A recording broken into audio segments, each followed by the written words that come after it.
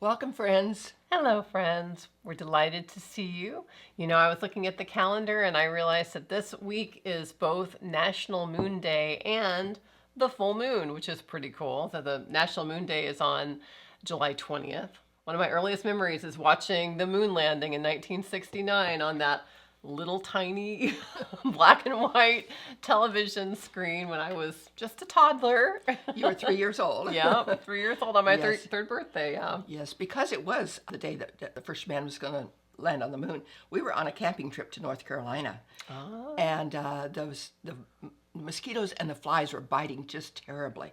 So instead of camping, we decided to get a motel room so we could watch the landing on the moon, and that was really quite an eventful time.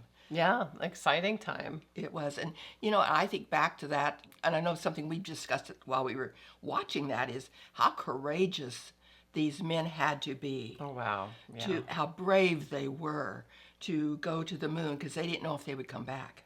To know that they had to make out their wills and write letters to their children and their wives before and leave them before they left, not knowing that they may Not come back. not come back. Yeah. And so far away from Mother Earth. I mean, Exactly. we evolved on Mother Earth, and I think it's silly to think that we could ever live anyplace else because so much of what we need is intertwined with Mother Earth. And so I can't imagine that feeling of disconnect too, that Yes. ungroundedness of being so far away from the mother. Yet, what an experience it must have been Right. for them. And then, of course, it paved the way. Right. So it was really quite an eventful thing. So, and when it's on July 20th. July 20th every year. It started in 1970, the year after the moon landing. Okay. And every year on July 20th, so we can, we love the moon. And so we love celebrating National Moon Day right alongside the full moon this year. The full moon is on the 21st and National Moon Day is on the 20th. So, And so, perfect time to be making moon tea once again. yes. With for whatever's left in the garden. whatever's left, because the things are getting kind of finished up in the garden for With sure. with the high heat and high humidity, heat, yes. yeah. But you'll find something out there. Of course, there's always the hyssop, and the hyssop seems to remain well quite for a long time. Rose petals. Rose petals, yes. Yeah. And you always could add a little bit of dried lavender. Sure, some So blackberry leaves, maybe. Exactly. And yeah, things like that. That's good. That's awesome. Yeah, any edible berries that maybe not elderberries since those have glycosides. You need to cook those, but other berries would be great. Yeah. Sure. The other thing is, as I was just mentioning about the flies and mosquitoes being bad there on the North Carolina shore, and when we watched the moon landing on TV, but the mosquitoes are relentless right now. They here. are. Yeah, they really are. And I have to watch because even when I come in from outside, they come in on me. Yeah. And then I, of course, wake in the middle of the night and go, there's a buzzing in my ear. Oh, yeah. Or one sitting on my face or one biting. And the one thing I grab then right away is the bite relief. Oh yes, our bite relief. And so our bite relief is something that we love. We created it from there's an herb that grows where you are. No matter where you are, this herb is growing, and it's an herb that really everybody ought to know about because it's such an important herb. It's one of those herbs that most people call a weed, but it's honestly one of the most useful herbs that we have. When you walk like downtown Lawrence, where we're at, you walk downtown and you can see it everywhere. It's everywhere in our area too, although I shouldn't say everywhere because it really just likes compacted ground. So it likes areas like under a swing set where the kids play, near sidewalks where people walk, the path where I walk back and forth from the shop to the house. Next to the lane. Next to the lane, exactly. It's called plantain. Now, some people are familiar with plantain at the grocery store. It looks like a big banana. It's a different plant, spelled the same way, but it's actually, its Latin name is plantago, and the first part of that, planta, from the Latin meaning foot, like planter's wort and things like that we have, that same root word. In the Scottish Highlands, it's known as the plant of healing, and the Saxons actually counted it as one of their 9 sacred herbs. Where we are, we have both native and introduced varieties. There's actually an American plantain that looks a lot like one of the plantains that we're familiar with as herbalists called Plantago major. Ours is called Rugel's plantain or American plantain. Several different types of plantain are usable for medicine, and we like to collect it mostly before it flowers. kind of past its prime right now because it's way past flowering and the leaves are already getting a little crispy. But it's a good time now to identify what it is. For sure, because now you can see the little seed heads popping The up. spikes.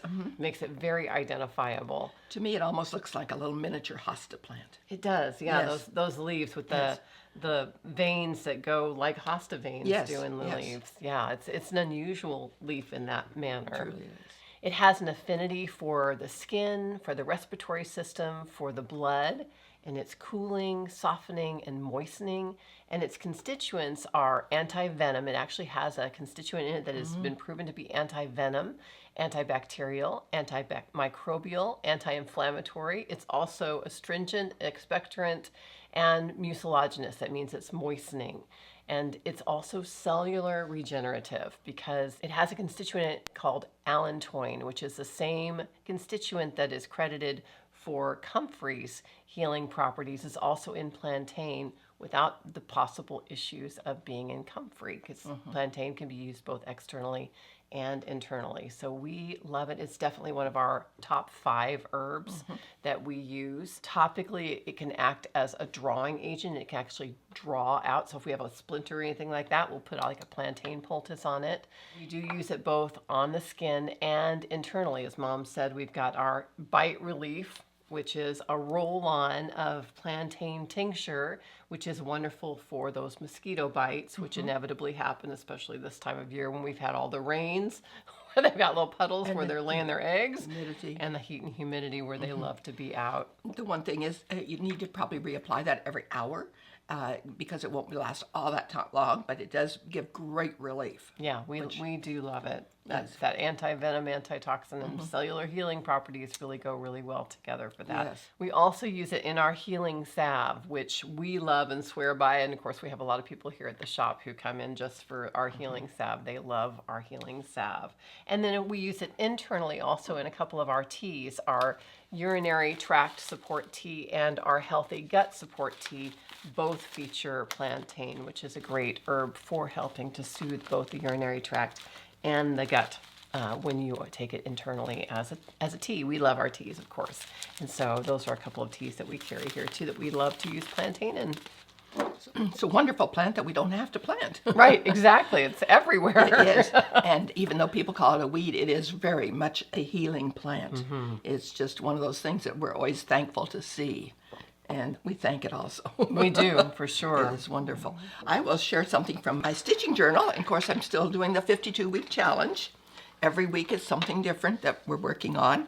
And this happens to come from week 9 that I'm going to share with you today. And it is one of my favorite little patterns, even for quilts, because it is so simple. It's called the 9 patch. And this is the 9 patch. And I just did it with little scraps of fabric that I had. Nothing really goes together, and it doesn't have to go together. You can just get squares of fabric, 1 inch, 2 inch, 3 inch, whatever, and start sewing them together. And no rhyme or reason, just put them together. And this is a pattern that was popular early 1800s, but it's still popular today. It's been around for a long, long time. It's just a sweet, sweet little pattern called the 9 patch. And this little verse goes with it. It says, "Take your needle, my child, and work at your pattern. It will come out a rose by and by. Life is like that, 1 stitch at a time, taken patiently, and the pattern will come out all right." That's by Oliver Wendell Holmes. So this is just a sweet little 9 patch. And so there was talk about, using up your scraps and using them, and even underneath, I put a little verse underneath here. So it's just a fun little page in my book again. Just one more I wanted to share with you. I love that. And that's such a profound quote from Oliver Wendell Holmes. Isn't it? Oh my gosh, yes. Yes. Stitch by stitch, step by step, right? The pattern of life, you never know what your pattern of your life is going to be until you look back. And take it step by step. Step by step. Yes. And I will close with one more quote, and that is in the July chapter of the book. And we talked about this last week about play. Well, play and rest, I think, kind of go together too. For sure, for sure. And so in the summer, for sure, rest is not idleness. And to be sometimes on the grass on a summer's day, listening to the murmur of the water or watching the clouds float across the sky, it's by no means a waste of time. It's by John Lubbock. Love it. Yeah, we need to take the time out to look at the clouds go by or see the stars at night. To appreciate life and appreciate nature Absolutely. and our connection to it all. So we'll plan to see you next week. Good earth blessings to you.